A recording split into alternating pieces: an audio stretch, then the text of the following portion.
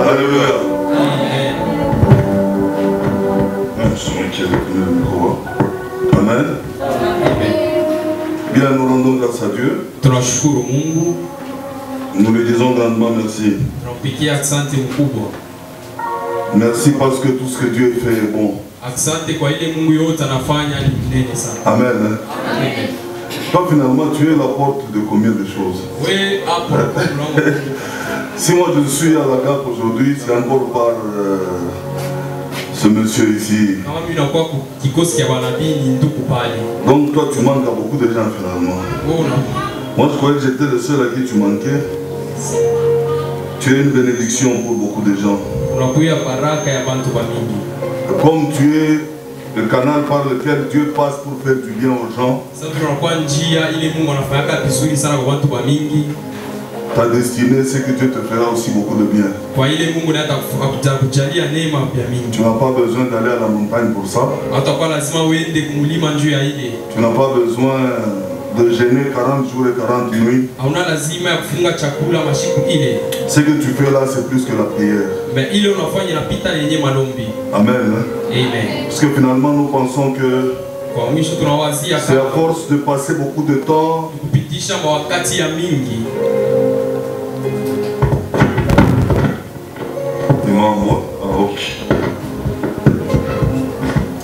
finalement, nous pensons que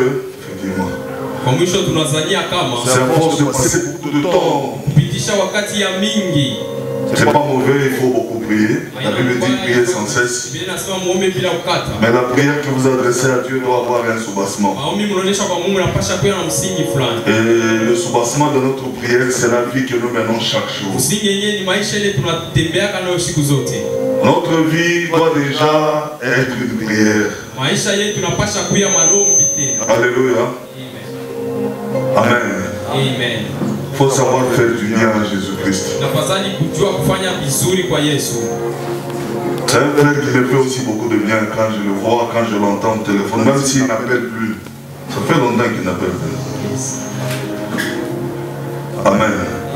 On ne va pas abuser de votre temps ce soir. Nous voulons avoir vraiment un bon moment à passer dans la prière.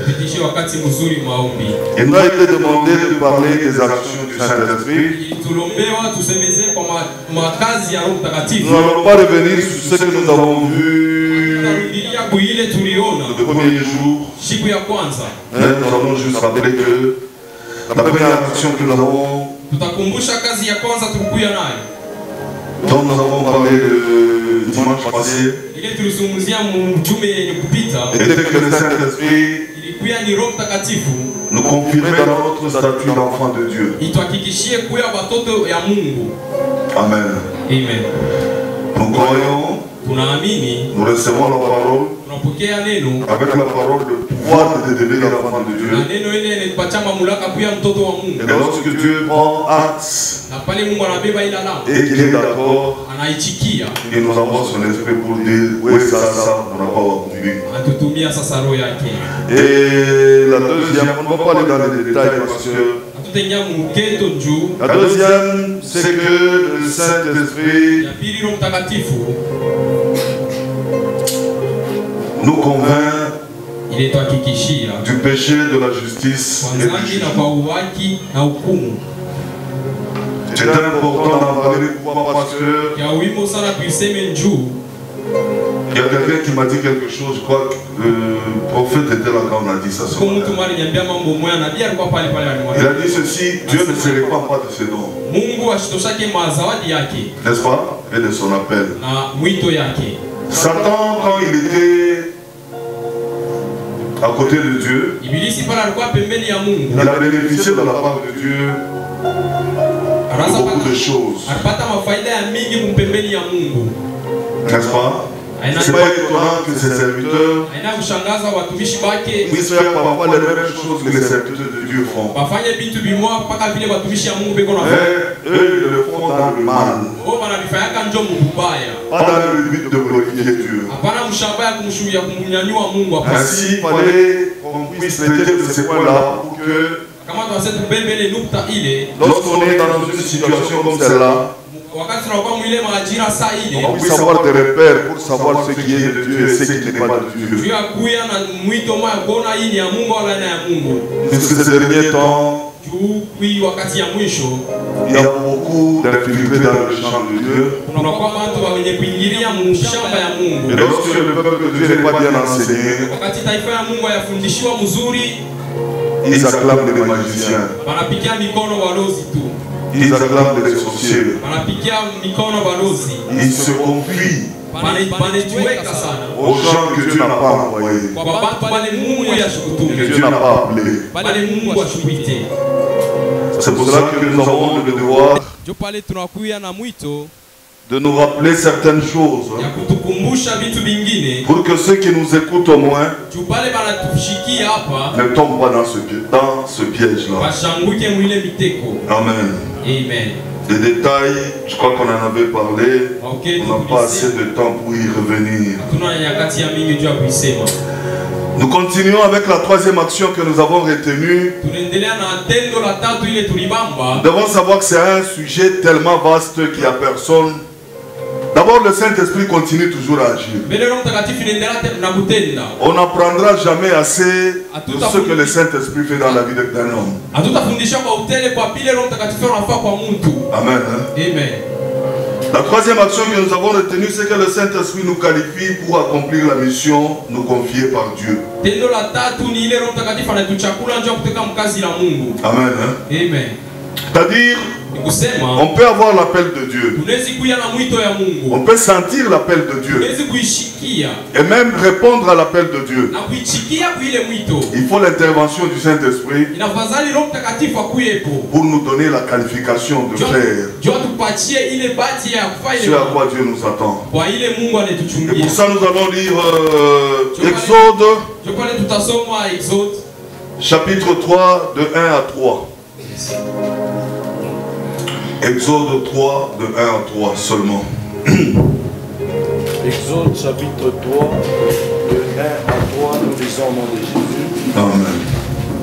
Moïse faisait paître les troupeaux de Jéthro, son beau-père, sacrificateur de Madian, et il mena le troupeau derrière le désert et vint à la montagne de Dieu à Horeb. L'ange de l'Éternel lui apparut dans une flamme de feu au milieu d'un buisson. Moïse regarda, et voici le buisson était tout en feu, et le buisson ne se consumait point. Moïse dit, je veux me détourner pour voir quelle est cette grande vision, et pourquoi le buisson ne se consume point. Amen. Amen. Est-ce que nous pouvons acclamer la parole du Seigneur?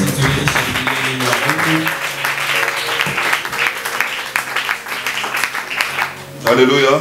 Amen. Je crois que l'histoire de Moïse, même les gens qui n'ont pas donné leur vie au Seigneur, ils connaissent cette histoire. Ainsi que nous allons parler très vite pour gagner un temps. Moïse se retrouve quelque part. Il a une vision. Et quand il veut se détourner pour voir la vision, Dieu l'appelle. Amen. Et nous savons tous que c'est après cet échange avec Dieu que Moïse est allé maintenant commencer la mission qui était la sienne. Amen. Moïse a vu le feu. Le feu est un buisson qui ne se consumait pas. Alléluia. Le buisson ne se consumait pas. Et Moïse cherchait à comprendre ce qui s'était passé. Mais ce que nous pouvons retenir d'emblée, c'est que de même que ce buisson ne se consumait pas par le feu là, de même aussi les disciples n'étaient pas consumés par le feu qui était descendu ce jour-là dans la chambre haute. Écoutez mes bien-aimés, Moïse avait déjà la sémence de libérateur en lui.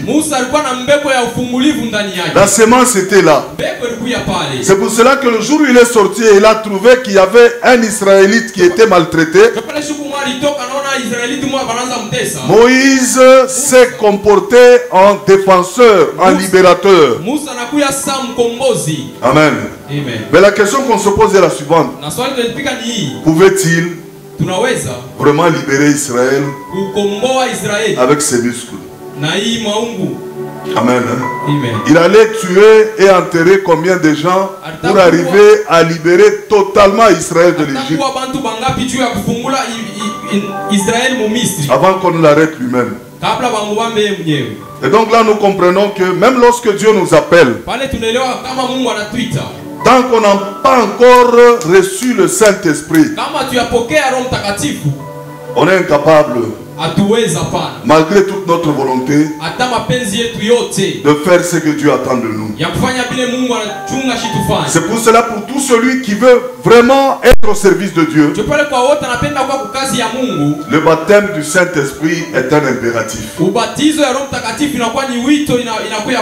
Va obliger. Obligatoirement le Saint-Esprit avant de faire quoi que ce soit. Amen. Pourquoi le feu? Parce que lui, il est le Dieu qui scelle son alliance par le feu. Le Dieu en qui moi j'ai cru, j'espère toi aussi, scelle toujours son alliance par le feu. Amen. Connaissons l'histoire d'Élie, l'histoire d'Elti. Tu connais Elti, non? C'est qui? Voilà. On a dit le Dieu qui répondra par le feu. Notre Dieu scelle son alliance par le feu. C'est ça que nous voulons comprendre ce soir. Avant d'invoquer ce feu-là, puisque on sent qu'aujourd'hui, le feu entre en action. Amen. Abraham a été appelé par Dieu. Il est sorti, il a marché. On ne va pas lire. Mais vous allez comprendre qu'à un certain moment, Abraham a commencé à se plaindre, à dire à Dieu, c'est vrai, tu m'as appelé, mais regarde, je n'ai pas d'enfant, tout ça. Dieu a dit à Abraham de prendre des animaux. N'est-ce pas? Qu'est-ce qu'il en a fait? Voilà. Il les a coupés au milieu. N'est-ce pas? Il les a mis face à face.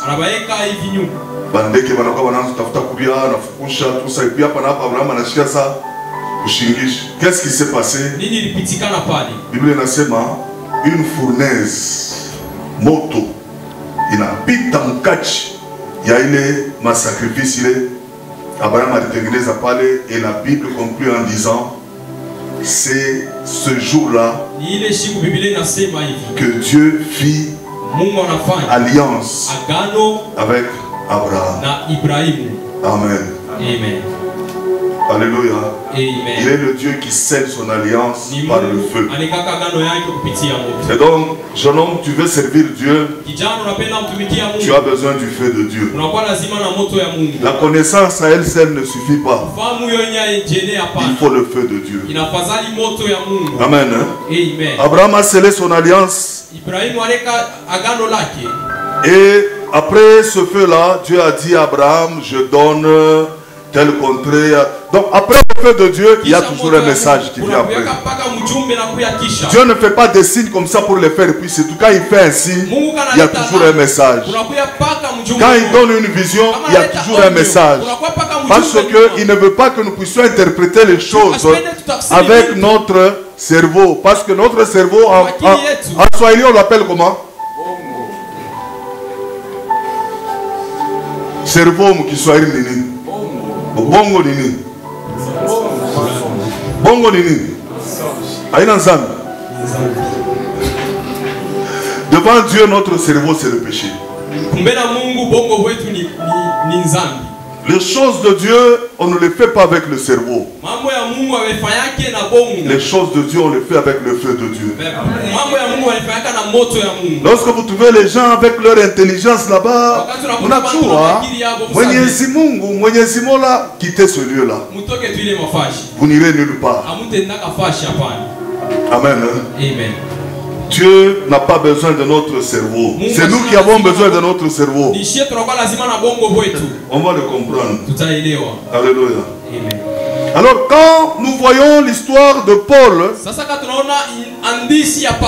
qui n'avait pas compris pourquoi est-ce que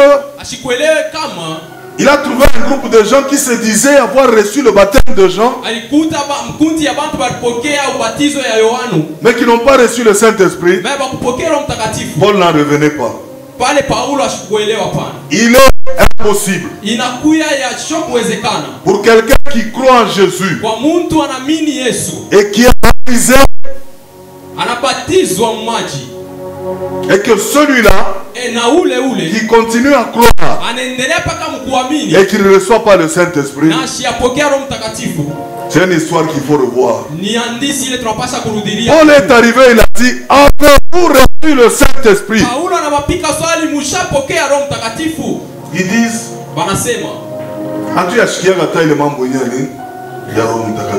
Amen.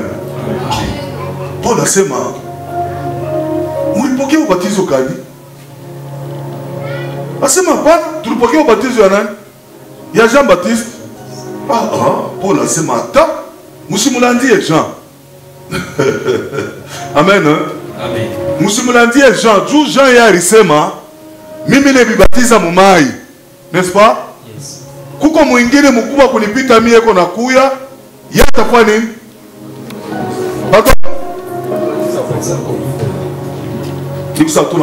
Qu'est-ce qui ne va pas? Vous êtes trop lourd aujourd'hui. Nini? À ce moment-là, Matthieu chapitre 3, verset 11. Matthieu 3, 11. Matthieu chapitre 3, verset 11. Nous disons au nom de Jésus. Amen. Moi, je vous baptise d'eau. Pour vous amener à la repentance. Oui. Mais celui qui vient après moi est plus puissant que moi. Et je ne suis pas digne de porter ses souliers. Lui, il vous baptisera du Saint-Esprit et de feu. Amen. Amen. Alléluia. Amen. Bon, je ne sais pas, hein. Pourquoi la première lecture, tu l'as chimama, la lecture, il a touché. C'est une question énorme. Je veux comprendre, tout simplement. Quand on commence un message, la première lecture, n'est-ce pas? La deuxième lecture, tu n'es calme. La troisième, la quatrième, tu n'es calme. C'est dû à quoi? Oui.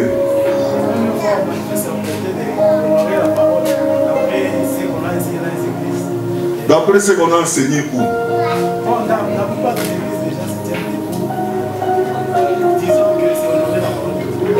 Disons seulement que c'est honorer la parole de Dieu. Ok, maintenant la deuxième fois. C'est fatigant si on laisse les gens chaque fois. Si c'est fatigant, qu'est-ce qu'il faut faire?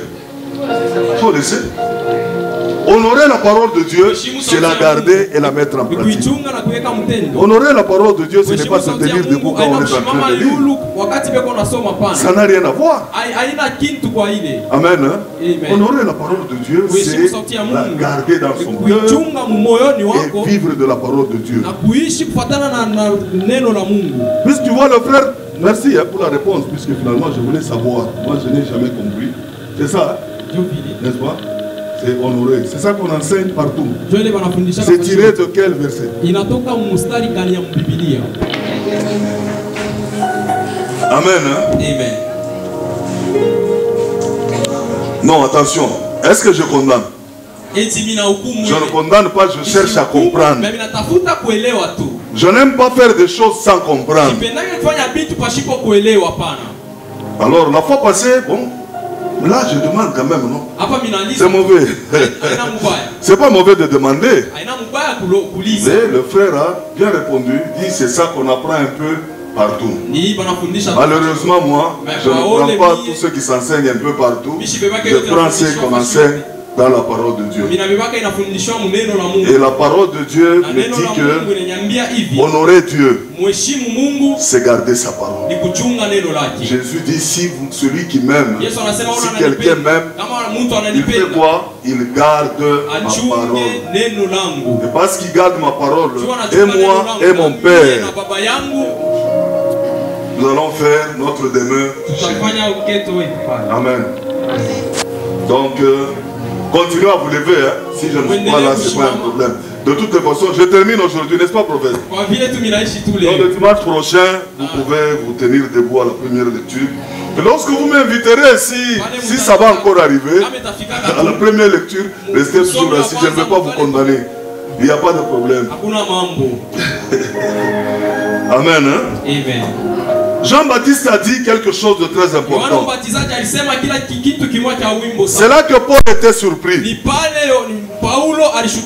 dit non. Jean lui-même a dit de sa bouche. Il dit moi je vous baptise d'eau. Mais après moi vient quelqu'un qui est plus grand que moi. Lui il va vous baptiser du Saint-Esprit et du feu. Amen. Et là nous comprenons qu'il y a deux éléments qui interviennent. Il y a un problème. Il y a le Saint-Esprit. Et quoi? Pardon? Il y a le Saint-Esprit et le feu qui interviennent dans le discours de Jean. Mais écoutez, lorsque Paul les a entendus,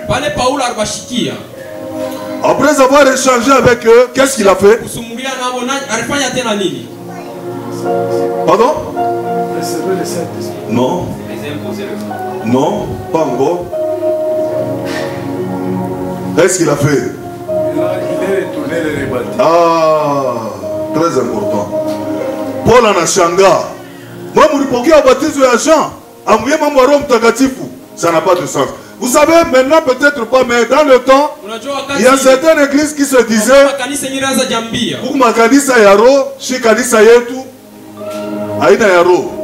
ce n'est peut-être pas de votre génération, hein, mais maman, il n'y a pas moyen de dissocier l'église du Saint-Esprit. Celui qui parle d'église parle obligatoirement du Saint-Esprit. Lorsqu'on te présente une église sans Saint-Esprit, ce n'est pas une église. Puisque le chef de l'église, c'est le Saint-Esprit.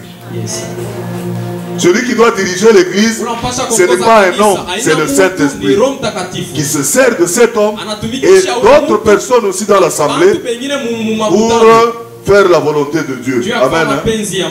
Paul les a pris, il les a encore baptisés.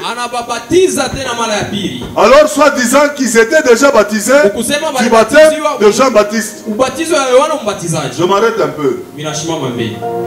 Vous avez baptisé les gens hier?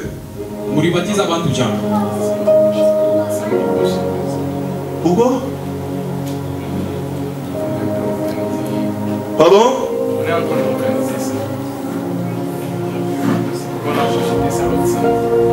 Ça va, il n'y a pas de problème. Bon, excusez. Puisque j'ai l'impression que ni banane ni balé va quoi baptiser. Oui, tout bien. Oui, bien. Après, il a poué. Après, Michel, on est pas là. Oui, tout bien.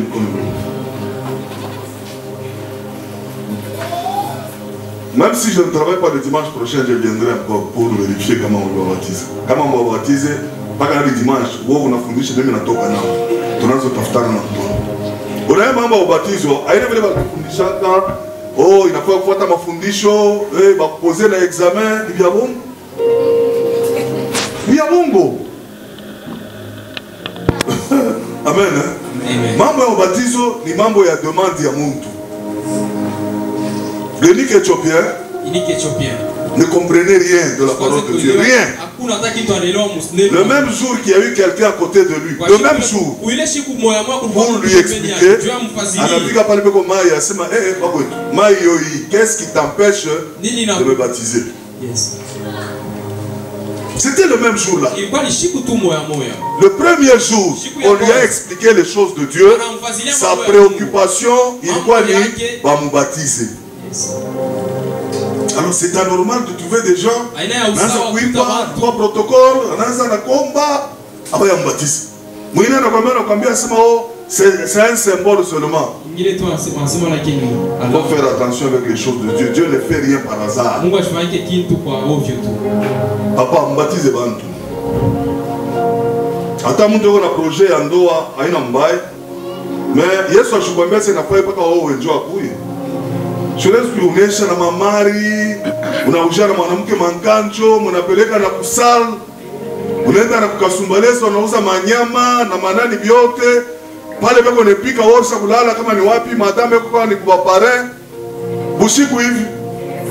Peperera pepepe, utamwambia Yesu sa partout, misho kwa ma dépense. Je suis découragé, je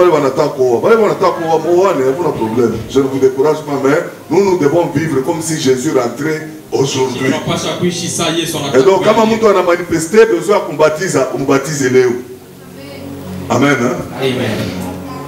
Paul n'a pas baptisé. Nous revenons à Jean-Baptiste qui dit, lui vous baptisera du Saint-Esprit et du feu. C'est là que nous allons terminer notre message ce soir.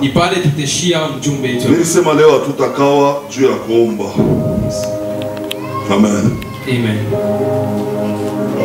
Et Jean a bien précisé, il a dit, moi, je vous ai baptisé d'eau pour vous amener à la repentance. Alléluia. Amen. Pour vous amener à la repentance. Baptême à Jean-Baptiste, ni Dieu a kutupeleka pour repentance. Amen.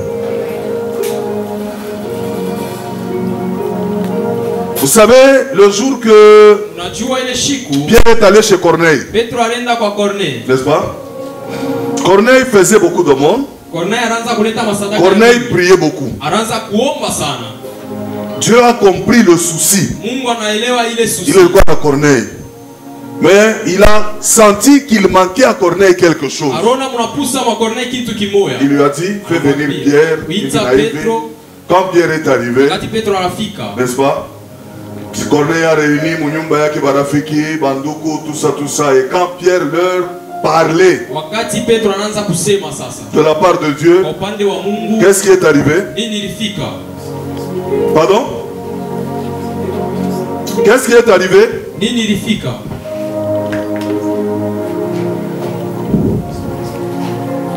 Kordo, c'est un mouvement, on a quoi gentil. Qu'est-ce qui est arrivé quand Pierre parlait? Le Saint-Esprit est descendu sur les gens qui étaient dans la salle. N'est-ce pas? Ils ont reçu le baptême du Saint-Esprit. Pierre les a récupérés et est allé les baptiser d'eau.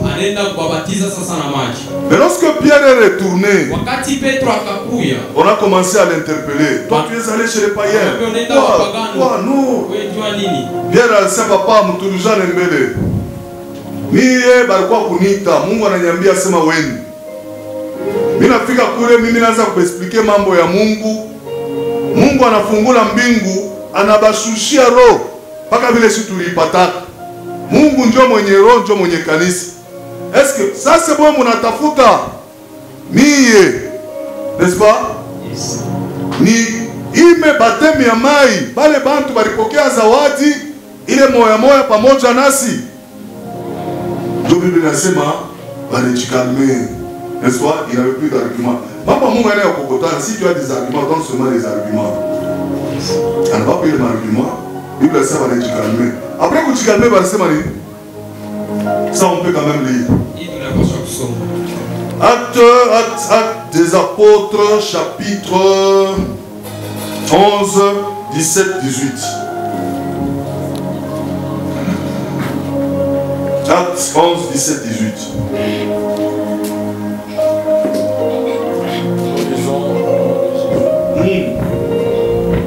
Or, puisque Dieu leur a accordé le même don qu'à nous qui avons cru au Seigneur Jésus-Christ, pouvais-je moi m'opposer à Dieu? Après avoir entendu cela, ils se calmèrent et ils glorifièrent Dieu en disant: Dieu a donc accordé la repentance aussi aux païens afin qu'ils aient la vie. Amen. Selon akusoma munashimama kama wanasoma wanasema amen, amseme amen. Sasa honor ni mkushimama, ni kusema vile wanasema ndio vya kweli. Amen. Amen. Alléluia. Amen. Honorer kwa vya kweli, c'est quand on lit et on nous dit amen, nous disons amen, c'est-à-dire nous sommes d'accord. Asema pale Pierre anabambia asema mimi ningali niko expliquer banapokea zawadi ya roho paka vile si tulipokea. Mimi niko nani juu ni bakataria ubatizo ya mai alors que kile kinyeshe tulipata si benye kuamini Mungu alibapatia yake. Dieu wanasema banajikalme. Asema Dieu a donc accordé quoi? Mungu alibapatia nini? Dieu a donc accordé la repentance aux païens afin qu'ils aient la vie. Amen. Amen. Alléluia. Amen. Le Saint-Esprit, c'est aussi un signe par lequel nous savons que Dieu a approuvé notre repentance. Alléluia. Amen. C'est par le Saint-Esprit que Dieu me convainc qu'il m'a accordé son pardon.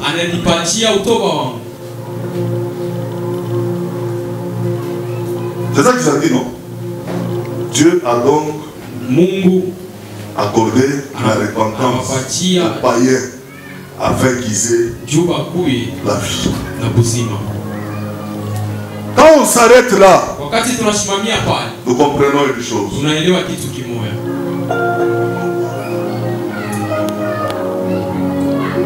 La parole de Dieu que nous recevons, la parole qui vient de Dieu, doit nous pousser à la repentance. L'église est malade aujourd'hui, pourquoi? Parce que la parole qui est généralement prêchée glorifie le monde, glorifie la chair et emballe tout le monde dans la danse et dans la joie du monde. Il y a très peu de gens qui sont touchés par la parole pour aller à la repentance. Or, c'est que Dieu attend de nous, c'est la repentance. Amen. Maintenant, la question que je peux poser est la suivante. Un bébé peut se repentir. Pardon? Je me dis tout bien. Un enfant de première, deuxième, troisième, primaire peut se repentir. Maintenant, quand on le baptise là, c'est quoi qui se passe? Bazazi watamumbea buluma. Sasa wanambatiza munema ya bazazi. Bobe nyembe la bana nayo. Puisque neema ya Mungu ni Roho Mtakatifu. Bobe nyembe bana nayo, babatize watoto munema ya bazazi. Il y a des enseignements sur lesquels il ne faut même pas réfléchir. On comprend que ça ne vient pas de Dieu. Bible inasema mwende mukafundishe fwashi yote habari njema. Ule ataamini na kubatizwa, n'est-ce pas?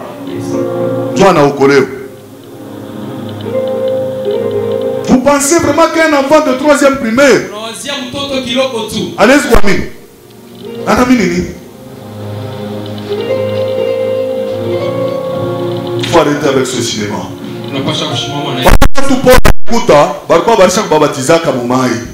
Amen. Mais ils étaient mal enseignés.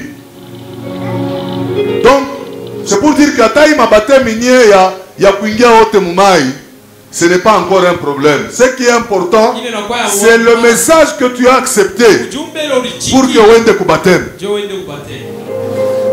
Je ne sais pas si on se comprend. Parce qu'il y en a qui disent, oh, Nani bariningishaka mu mai mulefu ayakuwa mambo. Bari kuingishaka mu mai mulefu après enseignement ya nini? Bonne interrogation. Nous devons être baptisés pour avoir reçu la parole de Jésus. Et cette parole de Jésus-là ne nous pousse pas à croire en un homme, en un prophète ou en qui que ce soit. Elle nous amène à croire en Jésus. Or, quelqu'un qui croit en Jésus se reconnaît pécheur. Jésus est saint. Et quand il se reconnaît pécheur, il se fait baptiser. Amen. Alléluia. Alléluia.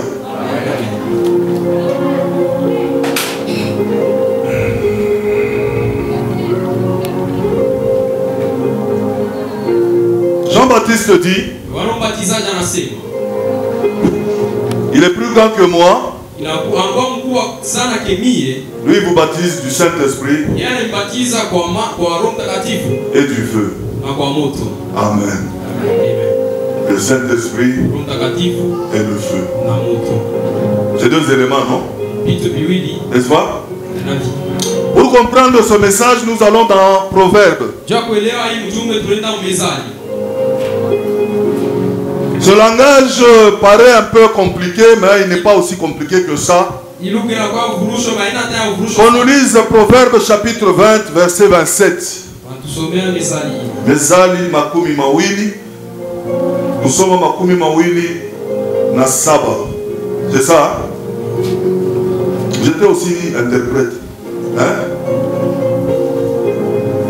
J'aime bien ce travail-là. C'est un bon travail. Il faut le faire de tout son cœur. Proverbe 20, 27, nous lisons au nom de Jésus. Le souffle de l'homme est une lampe de l'Éternel. Il pénètre jusqu'au fond des entrailles. Amen. Amen. Il dit le souffle.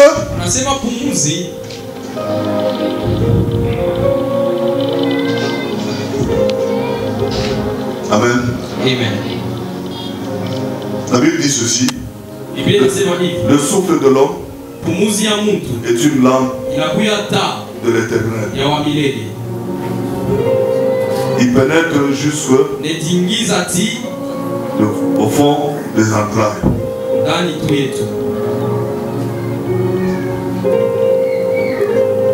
Est-ce que tu sais là où tu es? Quand toi, il y a une lampe de Dieu. Amen. Amen.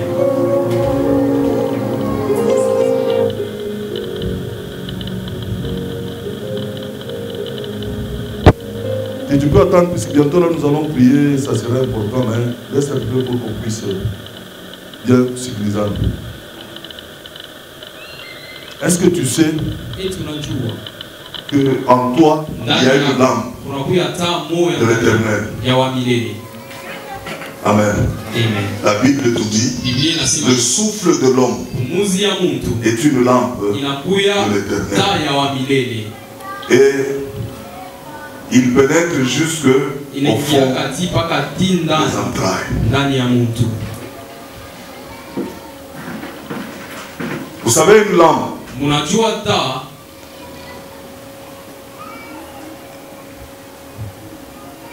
pour qu'elle soit utile,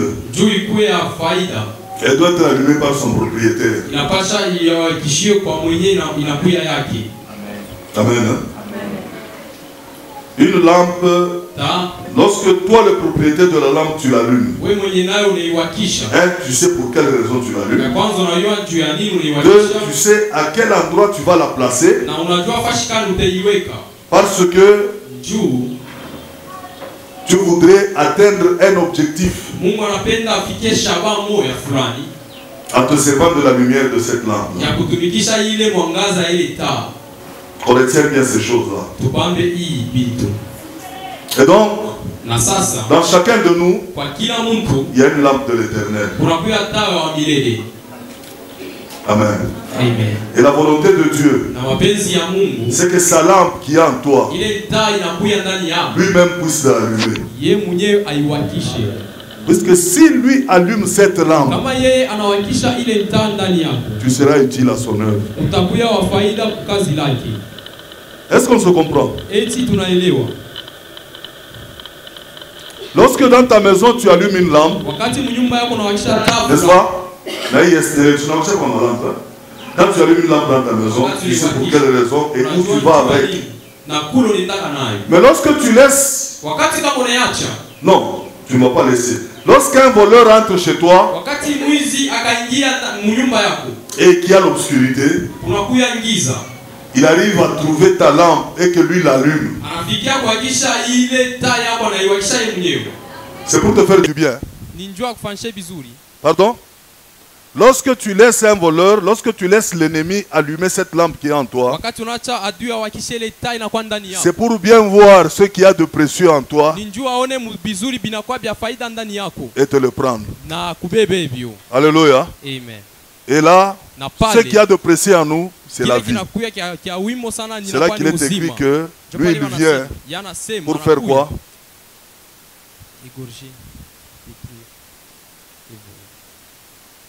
Quand le voleur entre, toi tu es à l'entrée de Lubumbashi là-bas, occupé à faire ce que tu as à faire. Lui il entre chez toi. Là, SNEL a coupé le courant, il trouve ta lampe, il l'allume. Quand il passe avec la lampe dans ta maison là-bas, ce n'est pas pour te faire du bien. Amen. Dis à celui qui est à côté de toi, ne laisse jamais la lampe de Dieu être allumée par quelqu'un d'autre. Tu as une lampe de Dieu en toi, laisse Dieu l'allumer. Lorsque c'est l'ennemi qui l'allume, c'est pour ta destruction. Et on dit quoi? On dit ceci. Il entre dans le fond de quoi? Des entrailles. Alléluia. C'est ainsi que vous allez voir, lorsque cette lampe est allumée par Dieu, vous pouvez tous être en train de chanter. Mais na mama ini, na mama fofo, biku sa biku na waka moto, biku na we mwile kazi unafanya. Tu prêches, tu pries, il y a des moments où tu pries, tu sens qu'il y a un feu qui brûle en toi. Sache qu'en ce moment-là, le propriétaire de la lampe est déjà là. Ne bloque pas ce travail parce qu'il veut faire quelque chose avec toi en ce moment-là. Mais qu'est-ce qui arrive souvent? Lorsqu'on a cette sensation, on commence à se contrôler. On commence à bloquer l'action. Non, écoutez, c'est comme ça que les choses de Dieu commencent. Quand tu commences à parler, quand tu commences à prier, tu chantes, et que tu sens à un certain moment qu'il y a un feu qui commence à, une chaleur là qui commence à te traverser, tu sens que c'est ce que tu es en train de faire. Ouais, oh, unaanza kwenda ko na mama ini, na mama fwa, na biote binaanza kwenda ko. Ili achirie. Bingu inataka kusema mambo. Yes. Amen. Amen. Je parle de ce qu'on a montré mwingine na yeye, ni muntu paka sawa. Amen. Amen. Vous avez peut-être fait les mêmes études. Vous avez la même tête. Vous pouvez même être jumeaux. Heureusement que Mungu baeri, mwe bote muna kwa na mata yenu Mungu iwakishi na itawaka leo. Mais tu trouves quelqu'un d'autre parce qu'il a laissé l'ennemi allumer la lampe de Dieu. Kivukutu ile moto kunashikiaka kama bya Mungu binaanza kuchamuka. Ndio ile yako unashikia wakati unafanya dhambi.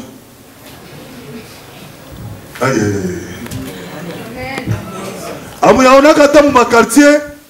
Tunaona kwa batoto bengine, excusez-moi mais je vais le dire comme ça, kwa batoto bengine et quoi qu'on ça na légèreté mu conduite yake, n'est-ce pas? Yes. Et quoi qu'on a légèreté mu conduite yake, bon anibi yako, ana charity yako, mais angari contrôlable. C'est-à-dire et qu'on a kamvita kamoya kiko gérable. Hasa kuku bengine bo kama shetani asha kuhakisha ile lampi.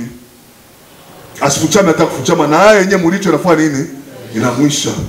Donc unamwona ule mtu namna yake ya kufanya nzambi anakuwa saa demo. Haina demo. Lampi ya Mungu basha kuyakisha kwa enemy. Sababu enemy asha kuhakisha anatosha ombi ya Mungu bote anakuwa tu ni nyama. Jo unaweza kuona mtu mwingine kama nikala pa mpombe. Paka mwanao mnyangula kwa nguvu. Paka mpombe bantu wote wanakula tu anakula anafika kama hivi anaje. Yeye hapana. Basi kuhakisha lampi. Amen. So mwingine naye kama yuko mbia Mungu, hautamshimamisha. Pourquoi? Le propriétaire de la lampe l'a déjà allumé. Laisse que Dieu allume la lampe qui est en toi. Il y a une lampe de Dieu en toi. Si tu l'ignorais, sache-le aujourd'hui. Et bats-toi pour que cette lampe soit allumée par Dieu. Tu verras que tu ne te connais pas assez. Il y a même les gens qui t'entourent ne te connaissent pas. Vous savez, le prophète Ali, il vous conduit, n'est-ce pas? Mais rien ne te dit. Si dit toi, comme comité, rien ne te dit que oui, pas le Oukou. Là où tu es. Peut-être que Dieu t'a déjà fait une grâce. Il y a beaucoup ça dans mon pite. Et tu ne le sauras jamais. Tant que tu bloqueras cette lampe-là. Laisse la lampe allumée. Et tu verras que tu n'as pas besoin d'envier quelqu'un.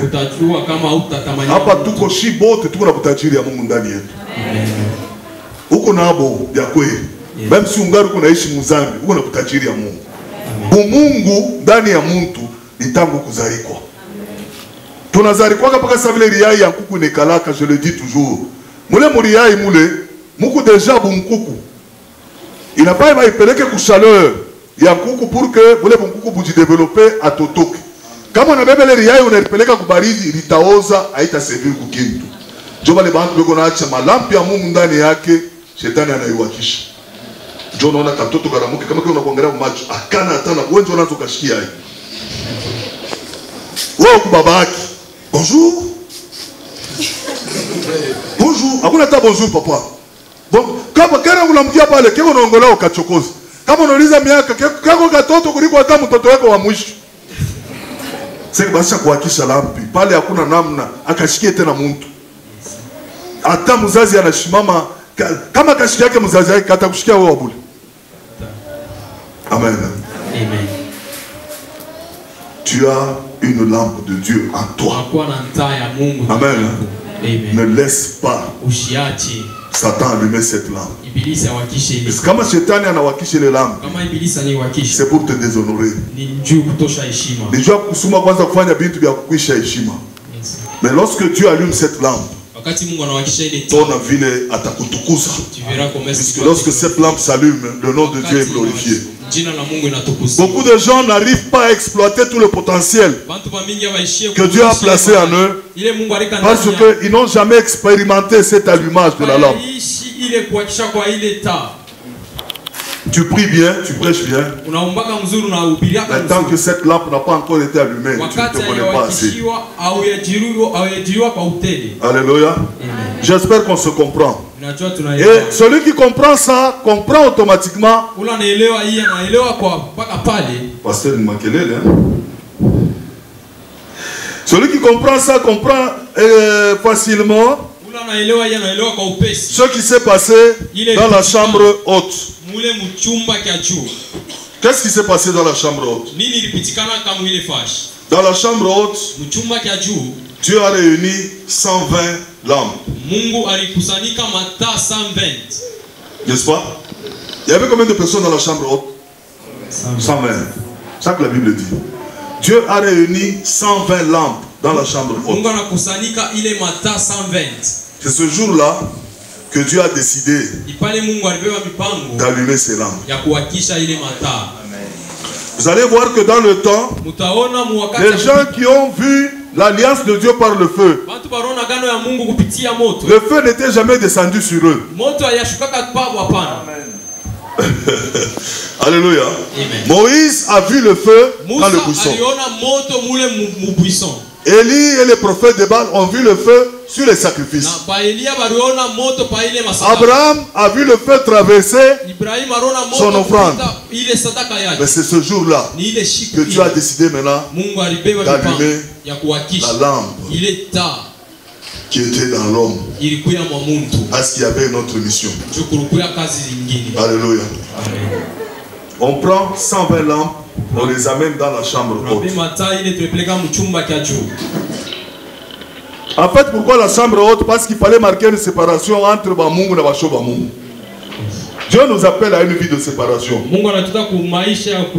Quelqu'un qui dit qu'il donne sa vie à Jésus et qui continue avec sa vie de tous les jours, il n'ira nulle part avec Dieu. Ceux qui décident d'aller avec Dieu de l'avant, ils doivent savoir qu'il y a des relations qui doivent tomber. Il y a des habitudes qui doivent s'arrêter. Il y a des hommes que tu ne peux plus fréquenter. Il y a des amis que tu es obligé d'abandonner. Kama unaenda mubakunji ya batoto ya Mungu, unasikia bya Mungu. Et puis wakati unatoka, tu reviens dans ton milieu habituel ya jana, tu n'iras nulle part. Chambre haute, chumba kya juu. Aiseme tuende tukakate mayani pa bilima byote. Kilti ya bilima. Bana walipenda bilima ni ba Samaritain. N'est-ce pas? Moi, je suis à Jérusalem, Chine, wapi, Kilimo. Vous savez ce que signifie un Samaritain? Le monde là, on a tchanga bien, on a bien donné. En lui, il y a les deux. On a essayé, on a tous les frères, n'est-ce pas? On a mutapa pour cela, mais pas pour les frères, moi et moi. On a cadre de Kenya, on a un protocole, on a un match. On a un katoto kabaya, kachezeshaki. Samaritain. Donc, qu'est-ce à l'aise motembi? Nakubia Mungu, nakubia dunia. Wende kumilima utakuta ba Samaritain bambing, c'est-à-dire des gens qui n'ont aucun engagement avec Dieu. Mais basha kwambia ku prophète wa basema, inafaa chaque samedi tonane wapi? John abakuta kule banabia michi. Pika hapana kuchoka. Unapika nani? Na ile mambo yenyewe unaitosha wapi?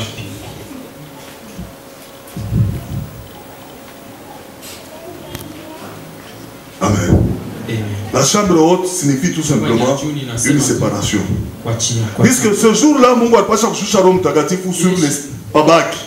Supposez que Barukwata, uyeko Munsoko, uyeko Muville, uyeko kani mustade yeko nangalia catch, uyeko kama bon, kisha yo ile saa kwa kisha malampi nene. Qui allait reconnaître que Dieu a fait quelque chose? Personne. Notre Dieu, c'est un Dieu de distinction. Quand il fait quelque chose, ça, c'est la main de Dieu. C'est pour cela qu'il les a poussés à s'éloigner du monde. Éloigne-toi du monde. Si tu tiens vraiment à ce que Dieu allume la lampe qui est en toi, prends l'engagement de te séparer du monde. Tu ne gagnes rien. Les amis, on les choisit.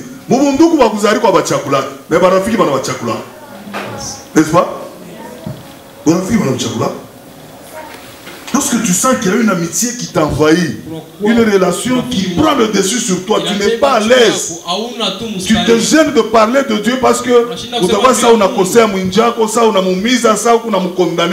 arrête cette relation. Elle ne te servira à rien. Tu n'iras nulle part.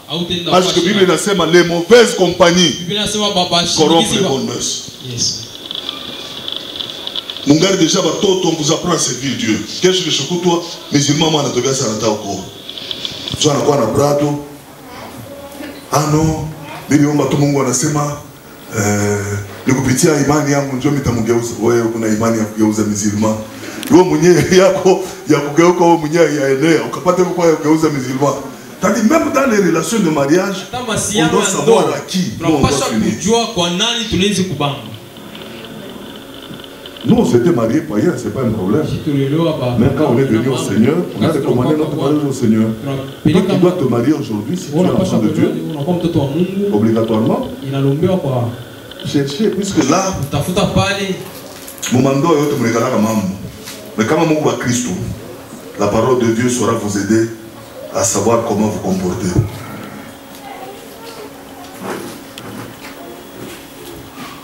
Nishiseme. Moi, je peux utiliser ma prophétie juu ya kuoa. Kama unapenda mtoto wa mtu, mwambie tu asema sir, mimi nakupenda. Natafuta ukoo. Pana non ma sœur. Merci Seigneur.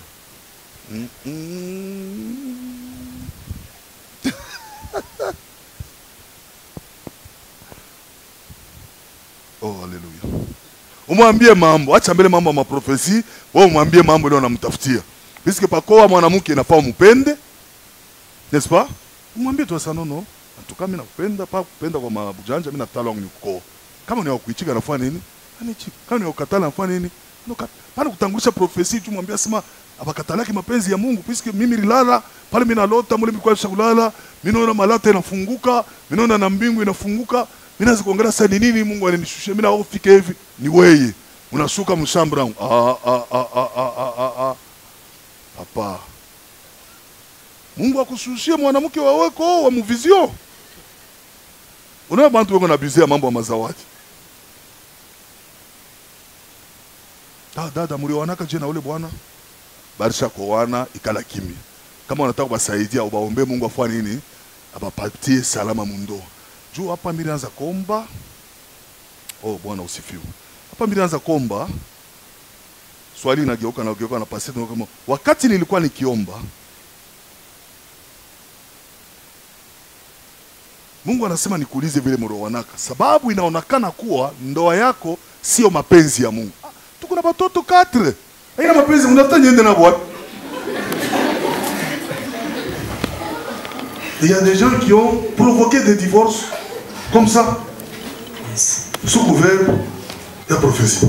La prophétie a détruit des familles, la prophétie a détruit des mariages, a refroidi des relations. Dieu ne nous a pas appelés à ça. La prophétie doit nous amener au salut. Écoutez. Kama babangu akunizala ni mloji.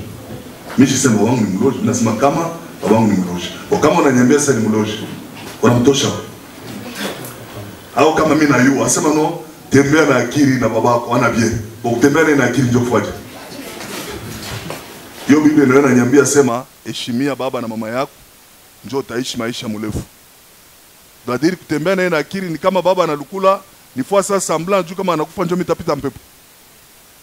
Ata iko natembea na lusengo munani bana yua na bantu wote pa quartier sa huyu njoo mwenyewe wa pale penyewe kwa mpagano wa shukuri akwena meno ya kukura paka hapo na mimi donc au yamini puisque la Bible me dit que les qui ont mikono ya Yesu hakuna mtu anaweza mnyang'anya.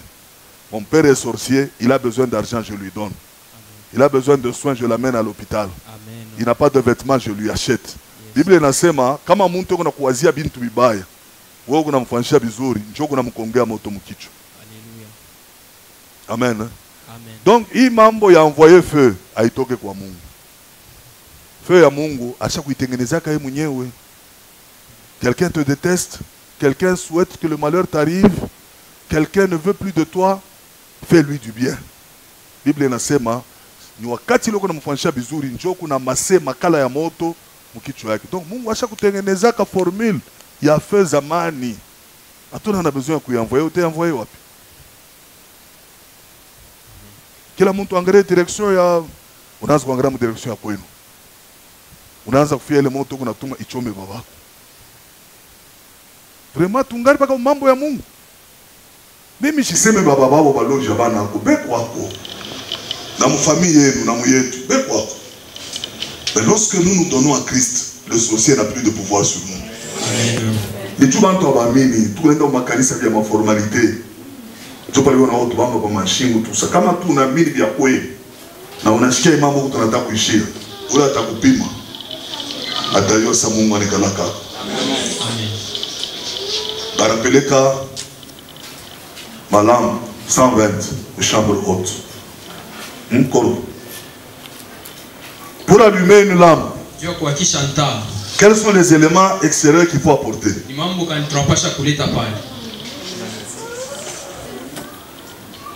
C'est l'huile et le feu. N'est-ce pas? C'est l'huile et le feu.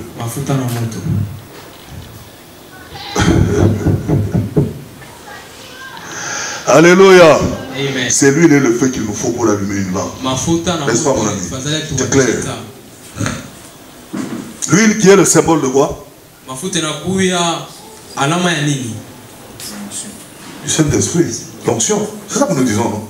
L'onction, c'est l'huile.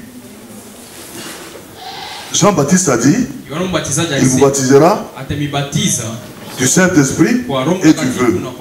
Il vous baptisera d'huile kwa mafuta et de feu. na kwa moto. Moi, je vous ai baptisé. Mimi nilibatiza kwa kumaji. Lui, ça sera dans l'huile Yeye itakuwa mu mafuta et dans le feu. na kwa moto.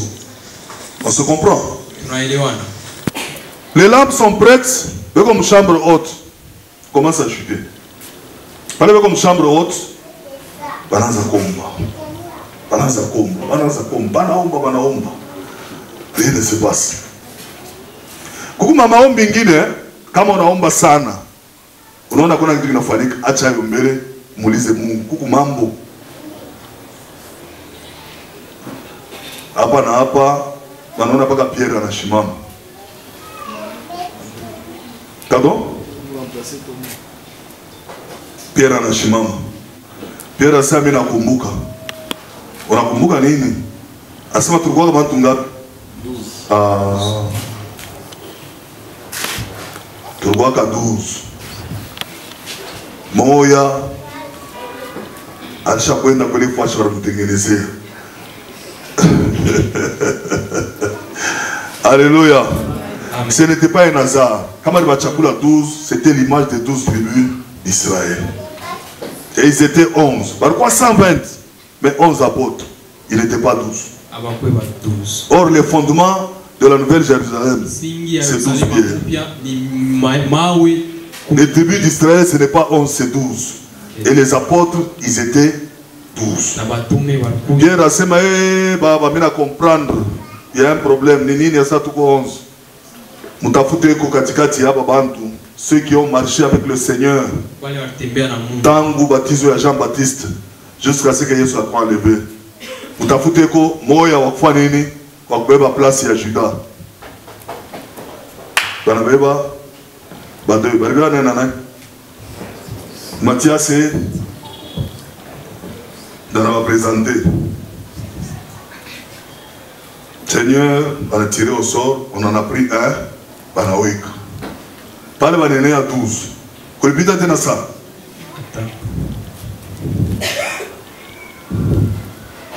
Pas le banéné à 12. Mon cher, le feu est descendu. Qu'est-ce que nous retenons? Ces lampes qui étaient dans la chambre haute, il y avait déjà de l'huile dedans. Pourquoi il y avait déjà de l'huile dedans? Parce que celui qui reçoit la parole de Dieu sincèrement, il reçoit aussi l'huile. La parole et l'esprit sont inséparables. Une chose est d'avoir le Saint-Esprit, et autre chose est d'être baptisé du Saint-Esprit. Alléluia. Ule wote komu asha kuamini vya kweli Yesu, una Roho Mtakatifu. Amen. Amen. Ule asha kuamini, mtu asikwambia sasa una roho. Kama asha kuamini vya kweli, una Roho Mtakatifu. Mais ce qu'il te faut, c'est persévérer. Pourquoi? Parce que unaweza kuwa na Roho Mtakatifu mnivo ya magoti.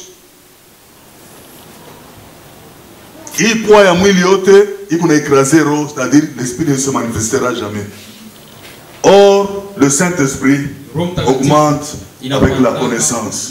La Bible dit que la grâce et la paix vous soient multipliées par la connaissance de notre Seigneur Jésus-Christ. Or, la grâce de Dieu, c'est ça son esprit. C'est l'esprit de Dieu qui nous apporte la paix. Amen.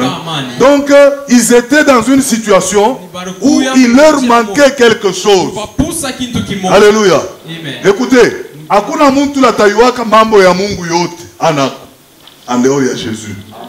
Mais pour ton appel, il y a des choses pour Dieu. Il faut que tu connaisses avant que le feu descende. Tant que tu ne les connaîtras pas, le feu ne descendra pas. Ainsi, Dieu permettra qu'un jour, tu te retrouves dans une situation comme celle-ci, pour que tu entendes certaines choses. Il faut révolter. Quand tu auras pris ces choses-là, Bafute na toke hapa. Bana mafuta, mais Mungu anaangalia pabichwa, ndio pa ukauka. Mesha ina humide. Alléluia. Amen. Lui il était là. Mais hapa palikuwa pakavu. Et le feu ne pouvait pas prendre. Il fallait qu'ils comprennent l'importance d'être à tous. Quand ils ont compris, banongeza muntu à tous anendeka. Écoute, ule wa tous mwenye barongeza atumika kashikani. Rien. Il fallait seulement que tous soient bénis. Il y a des choses, il est mon qu'on a tchunga ou tchoué. Satan se sert, il y a ignorance, il y a tout à Mungu, pour les empêcher à kuingia dans le plan de Dieu. Et pour Dieu, chacun de nous, n'est-ce pas, par rapport à l'appel qu'il a reçu de Dieu, c'est ainsi que mambo ya Mungu amutakwaka concurrence. Amen. Amen. Mambo ya Mungu amutakwaka concurrence. Kila muntu eko natumika selon grâce ile Mungu anamfanya. Vous pouvez tous être prédicateurs, amutaubiriaka de la même façon. Amen. Malheur à toi si tu commences à imiter quelqu'un. Unaanza kufuatilisha mtu fulani. Takuta kiana mwingine anaanza anakuacha manywele sa Marcelo. Tafuta nena katenture nini anaanza kufuata mabandi ya Marcelo sana iko nilifungia na message ya Marcelo. Unamshikia na kusema kunya anaanza kusema sana nani? Ula alikwambia kwa Marcelo ni nani? Wewe uko tishik. Baki hapa nani? Tishik. Pale Mungu aliambia Abraham asema mitafanya njina yako kuwa mkubwa. Dieu peut prendre ton nom ici tishik. Les gens commencent à te chercher aux États-Unis. C'est pas nécessaire que utafute nawe ukatenywe ile saa vile hali anakataka. Kama unashikia kaluga kama na wewe unaanza ukasema mbele ile ni zambi, mwashimi nimeona zambi ya roho shicheze. Laisse-le faire ce qu'il fait. Chunga na wewe yako ile Mungu anakutengenezea. Yes. Quand ils ont réuni les conditions, le feu est descendu et les lampes étaient allumées. Gloire au Seigneur.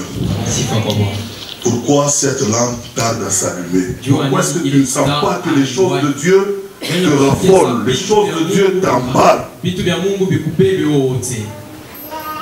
Lorsque vous voyez quelqu'un, ça n'attaque pas comme il veut, il faut c'est le feu qui brûle, il ne sait plus se contenir. Jérémie en a sema. Quand je décide de ne pas parler de toi, je sens comme un feu. Il n'attaque ni exploser, ni kupaka oublier. Pas comme il a kusema mambo yako. Je vais me sentir à l'aise. C'est la dimension que nous devons atteindre. Chacun m'a vu. Nous devons atteindre cette dimension. Il y a kushikia vya Mungu, bikuna waka moto ndani yako. Faut pas faire les choses, on te pousse. À onakane, parfois tu viens pour nous. Ali atasema, mais alors fasana, nyende ku quand même leo. Tu ne comprends pas ce que tu es en train de faire. Pourquoi tu veux m'embelesha tu as au yake? Mina yapa kama mama ya Moïse. Job anaanza kumlipa jua kunyonyesha mtoto yake kunyesha.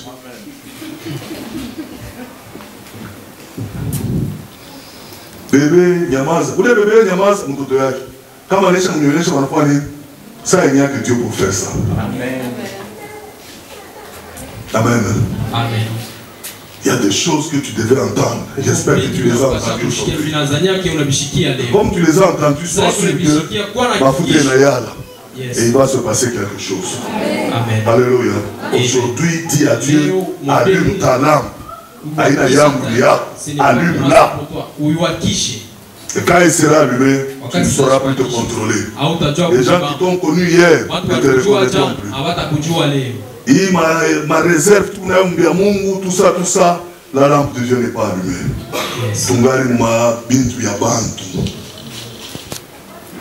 Et ce jour-là, lorsque les lampes se sont allumées, je vais aller te déchirer à la 4e action du Saint-Esprit. Pierre s'est engagé maintenant à faire l'action, la 4e, pour laquelle Dieu nous donne le Saint-Esprit. C'est ravager le champ de l'ennemi. Amen.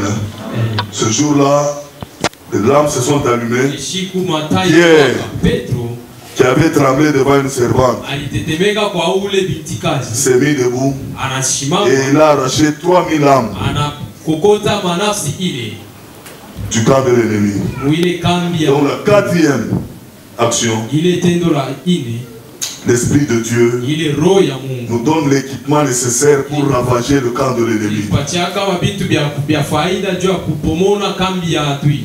Tu es appelé à faire des dégâts dans le camp de l'ennemi. Dieu ne t'a pas appelé pour venir contempler les gens ici. Nous ne serons pas tous prédicateurs, c'est vrai.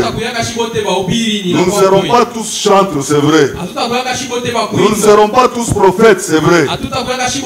Mais ce qui est vrai, c'est que chacun de nous a été appelé pour ravager le camp de l'ennemi. Vous savez comment ça s'est passé pour que vous puissiez bien comprendre? Un jour, Samson a été offensé par les Philistins. Amen. Amen. Les Philistins l'ont offensé. On a pris la femme que Samson devait prendre en mariage, on a donné à quelqu'un d'autre.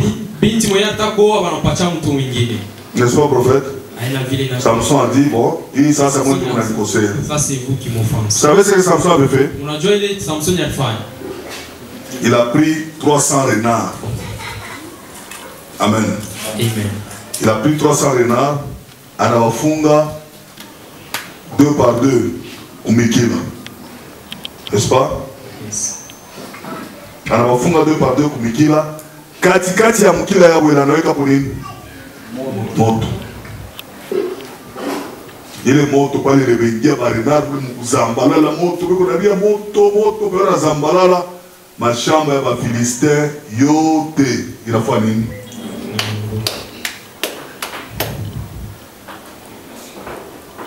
Lorsque le feu de Dieu t'embrase, mambo ya kimwili inafanya nini?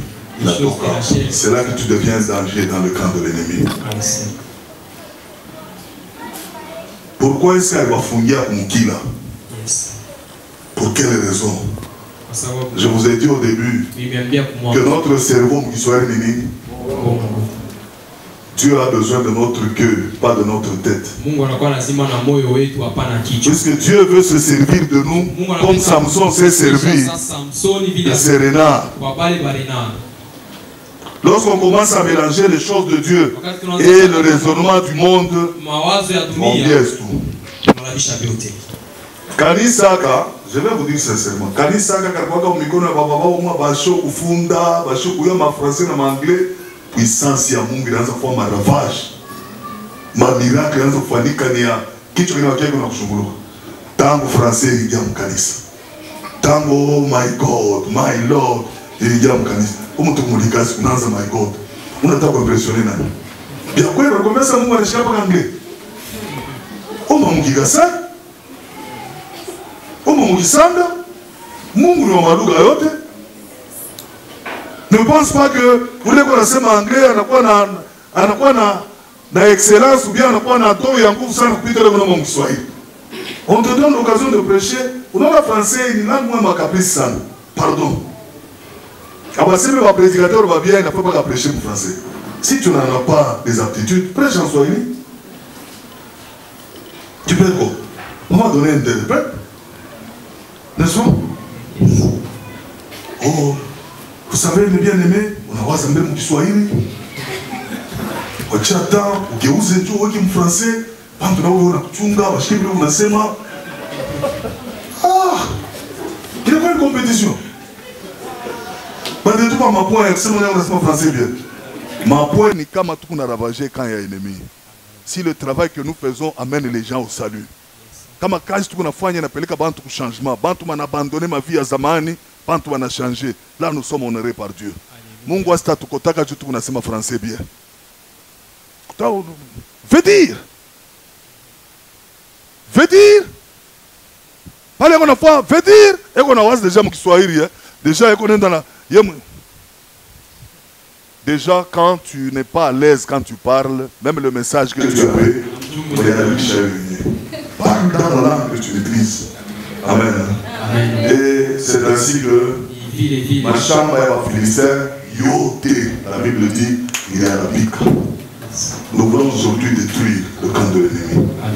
À tout est détruit, tous ceux qui ont besoin du feu, c'est nous. Amen. Et vous verrez que, à un certain moment, pendant Samson, à chaque fois qu'il y a vu, les Philistins vont attaquer Israël. C'est quand on utilisait Samson. Les gens dans la main, Israël est dans la Samson. Samson pour détruire, pardon. Samson c'est l'ennemi. Pas les banques qu'on n'a pas l'attaque autour. Samson ça va me brûler. Bah les gens vont entendre mon bitch. N'est-ce pas? Comme mon bitch à Mayane. Bah mon fond à Samson. Bah mon cornaille. Bah mon brega. Bah Philistin. La Bible dit ceci. Pas dans les baona. L'Esprit de Dieu le sait si. Il y a un mon bitch. Il y a un banana ça. S'asseoir, baloué comme mort. Alléluia. C'est-à-dire, quand le feu de Dieu s'allume en toi, naïbi biote bali kufunga maisha yako, biku niliangukia pasoro kustaki Mungu. Hauna na besoin ya kutupa moto wapi. C'est toi qui as besoin du feu. Ce n'est pas l'ennemi qui en a besoin pour dire envoyez, envoyez. Hakuna kwa kuenvoyer feu. C'est toi qui as besoin du feu. Kama mwili yako inaanza kuwaka moto ya Mungu, matatative yote ya kukulie ikuwa l'échec. Bon, watu wanasema nakupata, mais kama watakufunga, puisque ton corps est il dit, je ferai de mes serviteurs des flammes de feu. Oh, bébé moto, envoyez! Angara côté kule unatokea, bale wanakuchukia, envoyez! Bien bongo, tachoka boule. C'est toi qui as besoin du feu. Dis au Seigneur, Seigneur, je suis là. S'il y a des choses que j'ignore encore, mais c'est que je voudrais ce soir, pas demain, que ce soir, la lampe qui est à moi s'allume. Si cette lampe s'allume, Dada, on va t'oublier dans ta famille. Et personne ne pourra t'arrêter. Personne ne pourra te décourager. Parce que ça ne sera plus toi. Ça sera Christ en toi. Quand Paul arrive à déclarer ça, Libantu va expérimenter Mambo, il y a baptême du Saint-Esprit et du feu. Amen. Amen. Lui, tu l'as déjà. Comment il a toqué après? C'est que Dieu voulait que tu apprennes certaines choses. Et je pense que ce soir, tu les as apprises. Maintenant, comme tu les as apprises, dis à Dieu, je suis prêt. Fais descendre ton feu. Je voudrais que tu allumes ta lampe. Que Dieu bénisse sa parole.